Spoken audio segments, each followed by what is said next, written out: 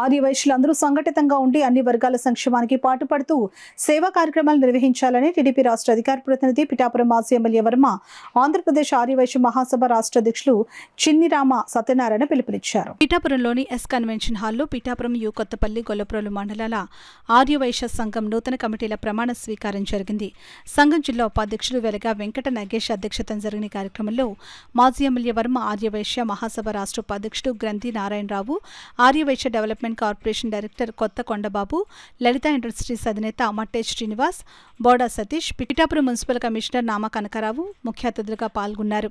నూతన కమిటీ కార్యవర్గ ప్రతినిధులతో కాకినాడ జిల్లా అధ్యక్షుడు పులపర్తి కుమార్ ప్రమాణ స్వీకారం చేయించారు. పిఠాపురం మండలం ఆర్యవైశ్య సంఘం అధ్యక్ష ప్రధాన కార్యదర్శులుగా రేపాక రమేష్, ఖమ్మంపాటి శ్రీరామ్, యూకొత్తపల్లి మండలం అధ్యక్ష ప్రధాన కార్యదర్శులుగా కూరగాయల కృష్ణ, సూతామిల్లి సతీష్, గొల్లప్రోడ్ మండల అధ్యక్ష ప్రధాన కార్యదర్శులుగా ములుకూరి వెంకటరాజు, కేదారిశెట్టి లక్ష్మీప్రసాద్, ఇతర సభ్యులు ప్రమాణ స్వీకారం చేశారు. ఈ సందర్భంగా పిఠాపురం మండల ఆర్యవైశ్య సంఘం అధ్యక్షుడు రేపాక రమేష్, మాజీ ఎమ్మెల్యే వర్మ మీడియాతో మాట్లాడారు. ఈ కార్యక్రమంలో అధిక సంఖ్యలో ఆర్యవైశ్యులు ప్రముఖులు పాల్గొన్నారు. మూడు కార్యక్రమాలు చేద్దామన్నాండి. ఇదివరకు మనం చిన్నప్పుడు పిఠాపురం నుంచి కాకినాడకి అటు ఇటు చెట్లు ఉండే, ఇప్పుడు లేవు. అయితే నెట్టు చీరు అదే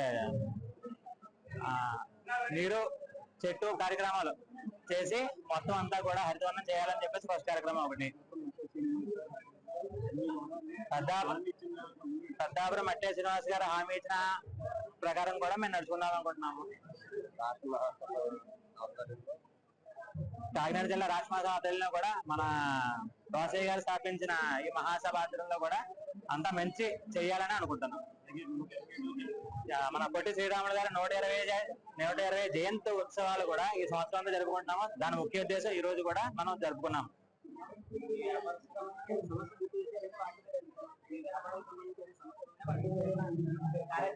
ఎవరికైనా వర్మ గారు మనకి ఇచ్చిన హామీతో ఏ వ్యాపారస్తులుగా సమస్యలు వచ్చినా సరే ప్రస్తుతం ఉన్న కూటమి ప్రభుత్వం ద్వారా మెంబర్స్ ఎన్నుకోవడం జరిగింది.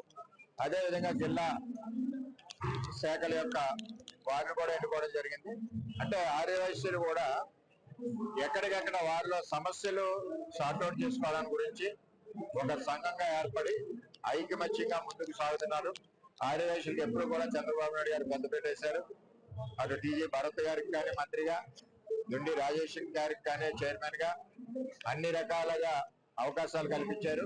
పొట్టి శ్రీరాములు స్మృతి వనం అమరావతిలో 7 ఎకరాల్లో నిర్మాణం చేసి ₹1,00,00,000తో భావి తరాలందరికీ కూడా మరి ఆయన యొక్క ధైర్య సాహసాలు, ఆయన పోరాట పటిమ, మరి ఆయన యొక్క విషయాలన్నీ కూడా తెలియాలన్న ఒక ఉద్దేశంతో చంద్రబాబు నాయుడు గారు ఈ రోజు అమరావతిలో నిర్మాణం చేపడుతున్నారని చెప్పి తెలియజేస్తారు.